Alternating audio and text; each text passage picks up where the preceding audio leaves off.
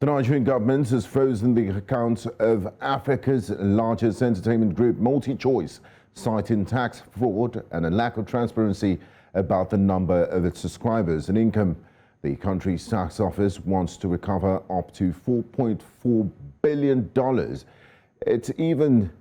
It says even though 34% of the group's total revenue comes from Nigeria, MultiChoice, which is based in South Africa, has refused to grant it access to its servers to allow officials to carry out an audit, according to the head of the Federal Inland Revenue Service, Mohammed Nami. In response, MultiChoice said that while it had not received any notification from FIRS, it respects and is comfortable that it complies with the tax laws of Nigeria. Now, joining us live this evening on NC Continental Prime to discuss this development is partner Tax Regulatory and People Services at KPMG, Wale Ajayi, joins us to discuss the significance of this latest move. Good evening, Mr. Ajayi. Good evening. Thank you very much for joining us. Now, what are your thoughts on this latest development about the regulatory body, the Federal Inland Revenue Service?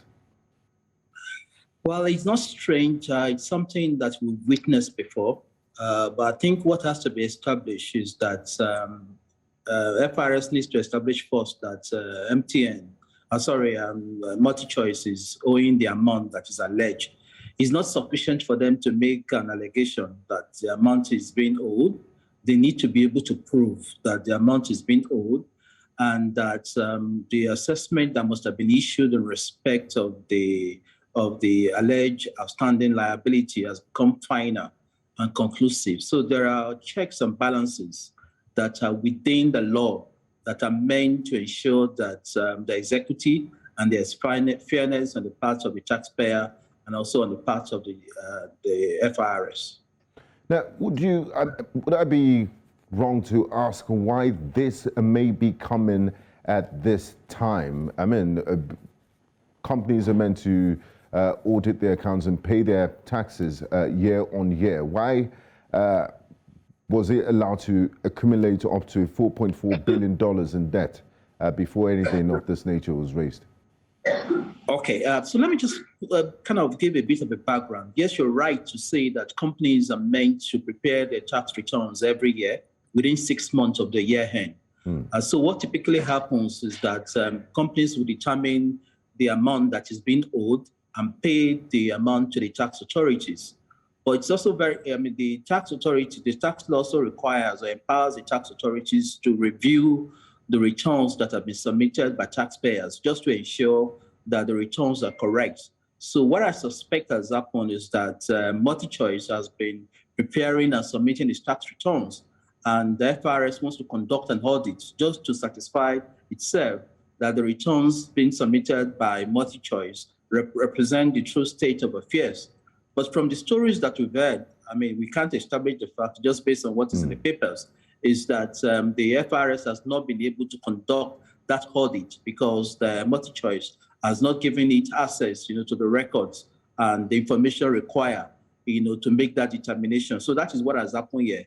It's not that MultiChoice has not been preparing and submitting returns, but they've not allowed, at least based on the allegation by FRS, the content of the returns they've been given.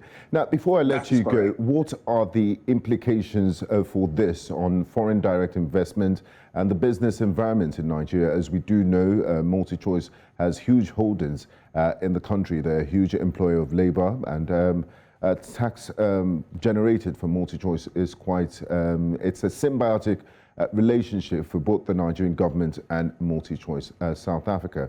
What are the implications? I think it's very important for us to understand that the due process has to be followed, both on the part of FRS and MultiChoice, right? So, I mean, in every country, there are laws to be followed. So if you have a company operating within the shores of Nigeria, then they need to follow the process, the due process in Nigeria. But again, the law also gives MultiChoice the ability, to contest the allegation that has been made, by the FRS. So as far as I'm concerned, as long as FRS follows the due process, right, and then there shouldn't be any problem. Interestingly, if I can just quickly add, just beginning of June this year, the Federal High Court issues what is called a practice direction that specifies the process to be followed, when these things happen. If FRS wants to, ask courts, the banks, to strain the bank account of defaulting taxpayers, there are processes to be followed. First and foremost is that there has to be an affidavit, right? An ex parte motion that they must submit to the court and show that the taxpayer is actually owing the amount that is been alleged. So, like I said, it's not sufficient for you to say it's not arbitrary. They can't take arbitrary decisions. They cannot make. Yes, they have to prove. They have to be able to prove and justify that. Well, they've issued the assessment, and MultiChoice did not respond as and when due to the assessment. But there is they can go to court to recover. There is a court process that MultiChoice can actually follow to recover and lift the lien, if there is any. We'll certainly be watching developments in this latest round of events between MultiChoice South Africa and Nigeria's Federal Inland Revenue Service. Wale Ajayi, it's been an absolute pleasure talking to you this evening on NC Continental Prime. We do appreciate your insights on the subject. Thank you so much. You're welcome.